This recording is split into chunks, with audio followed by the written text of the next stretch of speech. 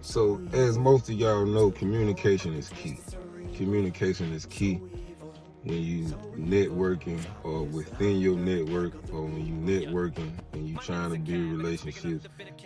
Communication is always key because you don't want to burn too many bridges.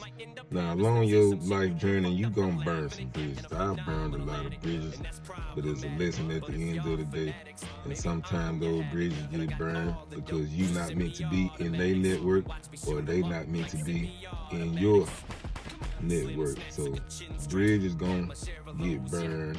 Maybe you did something to them, maybe they did something to you, or maybe it was some miscommunication. That's why communication is always key. But you don't want to burn too many bridges. And in the penitentiary, in prison, bad networking can get your neck hurting. Peace. Assalamu alaikum. Hope tip. Grand rising. Praise God. What's up? What's happening? Or whatever it is that you ascribe to. So I woke up this morning. You can tell I'm just not waking up. I got some good rest last night. And I woke up and I was thinking about the phone call I got yesterday from somebody that's within my network. And it made me think about a story that I witnessed in the penitentiary. I thought about GD Dirty and BD Shorty, and some things that transpired within the network. Now, GD Dirty, they called him GD Dirty because GD Dirty, he ain't never keep his prison attire clean. I mean, I get it. I get it because, in his mind, I'm in prison. What the fuck? You know what I mean? I get it, but you GD though. You supposed to move in a certain fashion when you in these organizations or these gangs, unless you a Crip cuz. Them Crip cuz, they don't care. Draws be dirty and everything. Most of them Crips don't care. But anyway, so that's why they call him GD Dirty. GD Dirty, I can't remember where he was from. And GD Shorty, BD Shorty, he was from the coast. So, like I said, they called GD Dirty because he sent his clothes to the laundry. And in the laundry in prison, they gonna come back dirty as they was when you sent them, you know what I mean? But most people, they wash their own clothes, get some bleach from the kitchen or get some bleach from the hall man, and people wash their own clothes. But GD Dirty, he wasn't the one. He really didn't care about that. And GD Dirty, I witnessed him get checked a lot of times about that. But at the end of the day, man, a grown man. That's how he want to rock. That's how he want to rock. You know what I mean? As long as he ain't bringing no undue heat, as long as he ain't causing no problem, you know what I mean? Good. And so BD Shorty was a little player. You know what I mean? BD, well, I ain't gonna say all the BDs I ran across, but you ain't not gonna, back then, I don't know how it is now, you not gonna run across too many BDs, but when you do, the majority of the time, they gonna be laid back, they gonna be clear. Now, I did tell a story about BD folk robbed my homeboy. BD folk were wild. BD folk should have been a gangster, a Crip cuz, that nigga that was wild. But anyway, you gonna most of the time you run across a BD, you gonna be laid back, you gonna be knowledgeable, you know what I mean? He gonna be a player, he gonna be a hustler, etc., etc. So they were BD Shorty. BD Shorty was BD Shorty, he was a cool dude. And so we in 29. This the time they sent me back to they sent me back to Parchment because I got caught messing with the female guard in 720, Rankin County. We got caught, but we did get caught, but we got caught. I got shot in the cross and they sent my ass to Parchment. So I go back to 29 and I'm in, I think I'm in C building. Like at this time, 29 has changed. You got the administration building in the middle of the compound. And then on this side of the wall, I think it started with I building all the way through whatever letters. It's the green and white. It's the whole, that's where all the STG members at, are like all the known gang members, all the stamp gang members. That's where they at on that side of the wall. And on this side of the wall, A, B, C, D, all the way up to, I think F. I really can't remember, but y'all can pick up what I'm putting down. This where all the workers at, the kitchen workers, the processing workers, the green and whites that's, have access to go outside the penitentiary. This where all this at. So before this time, it was like 29 was just, it wasn't the whole. The whole was 32 at the time. But they had so much going on over there. So I think after I had been locked up for about 6 years, that's when they changed 29. And this side of the wall, man, looked like a concrete zoo, man. You got cages everywhere. It just, I don't know. But that's where all the thugs at. So if you go to prison and you want to be tough, you want to be a thug, you just want to go hard, that's where they're going to send your ass to, on the other side of the wall. So we in C building, and we in 29, you got cells. Right, you got one-man cells. So I had a one-man cell. I was working in the kitchen at the time. And you got one tier. Was it 3? No. You got cells, and then you just got a tier upstairs with some cells. So BD Shorty, he slept upstairs, and GD Dirty, he slept like 3 cells down from me. And they had a good relationship. Like when BD Shorty make canteen, make store, he'll break bread with GD Dirty. And when GD Dirty was working in the kitchen too with me. When GD Dirty bring something from the kitchen, you know what I mean, he'll make sure he breaking bread with BD Shorty. They were real cool. You know what I mean? And then when one of them like get into an altercation or something, the other one gonna step up for the other one. They had a good network system going on. They were communicating real good. They had a good relationship. So all of a sudden, one day, GD Dirty got caught stealing out the kitchen, and they sent GD Dirty to the hole. So one of the hall orderlies, brought a kite to BD Shorty. Of course, I'm BD. This is how I know the information.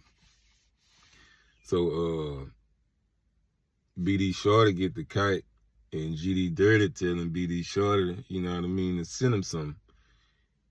And BD Shorty said he was gonna send him something, you know what I mean, but he never did. So he went to the hole for stealing, so he ain't finna be over there that long, you know what I mean? So anyway, he never did send GD Dirty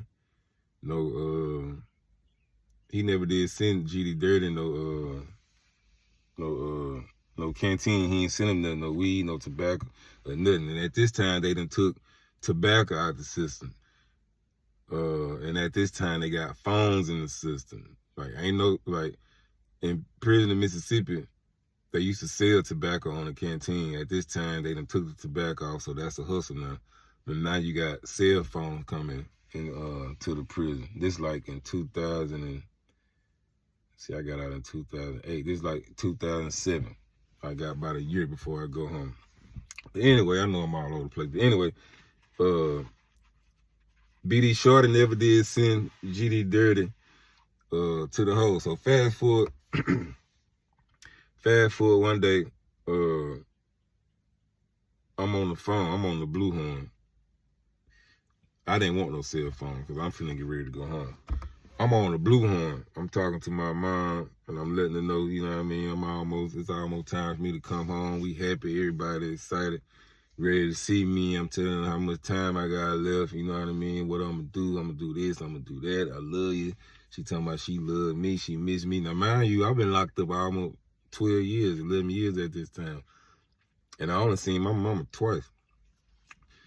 Now, see, let me go to a commercial break if I may. I was not the one to, I didn't bother my people while I did my 12-year stretch. Only time I called my people if I really, really needed them. So I really wasn't tripping on getting no visit or nothing like that. I was living off the land. And I told a story about living off the land, so y'all go check that story out. So anyway, I'm on the Blue Horn talking to my mama. And then, like in 29, you can hear the commotion outside. We heard the ambulance. And the gym in 29 at this time, the gym is in the administration building. I'm in C building. And where I slept at, you can look out the window and I can see all the commotion. But anyway, so they had to let GD Dirty out of the hole, but he in another building. And just so happened, GD Dirty was on a detail or something. He ain't working in the kitchen no more. I really don't know exactly what he was doing, like how he was able to catch BD Shorty down bad like that. But BD Shorty was at the gym. GD Dirty, he was out there mingling around some kind of way, but they bump into each other. To make a long story short, GD Dirty caught BD Shorty down bad, whooped him real bad. I really don't know all the details, because after it happened, they both went to the hole, and before they got out the hole, I left and went to Marshall County. I came home from Marshall County. So I really don't know all the details. I just know that GD Dirty caught BD Shorty down bad, whooped him real bad, and they both went to the hole. But the moral of the story I'm trying to convey is y'all had been networking and y'all had a relationship. Y'all had been communicating this whole time on the zone. So when your man go to the hole, like, it's only right for you to look out on your man if you rock with him like that. Now, had the shoe been on the other foot, I believe GD Dirty would have done right by BD Shorty by making sure he was straight while he was in the hole. And the only thing he had to do was communicate through the hall orderly or whoever he had to communicate with and send him a kite back and like, bro, I ain't got it right now. I mean, say something. Just don't leave the man in the hole hanging, knowing that y'all got a relationship. You know what I mean? Unless you was just one of the ones that was just faking with the man. But y'all been holding each other down this whole time. Now he go to the hole. Your networking turn bad. Bad networking to get your neck hurting. And that's exactly what happened, man. So if you out here networking and you got a relationship, man, make sure y'all communicating. Y'all ain't got to talk every day, you know what I mean?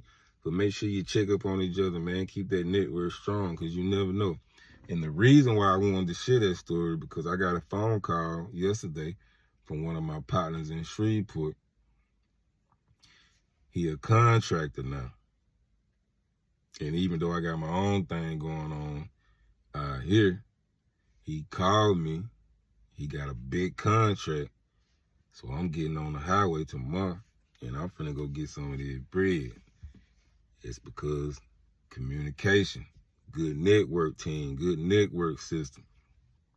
He got a big old project, and I'm about to go get me some of this money. So how we got everything set up is 1 week out the month. This time I'm gonna drive. I'm gonna take a lot of my tools and stuff down there, leave them at my mom's house. So when the next times I go out there to do the work, I'm gonna fly. So I already have what I need out there. And yeah, man, it's good to have a good network system, man. Always communicating and checking on each other, you know what I mean? You never know what the universe, God, Allah, Jesus, whatever you ascribe to, you never know what they gonna send your way and when they gonna send it. But if you ain't communicating, if you don't got no strong network system, you gonna miss out on the opportunity, man. You know what I mean?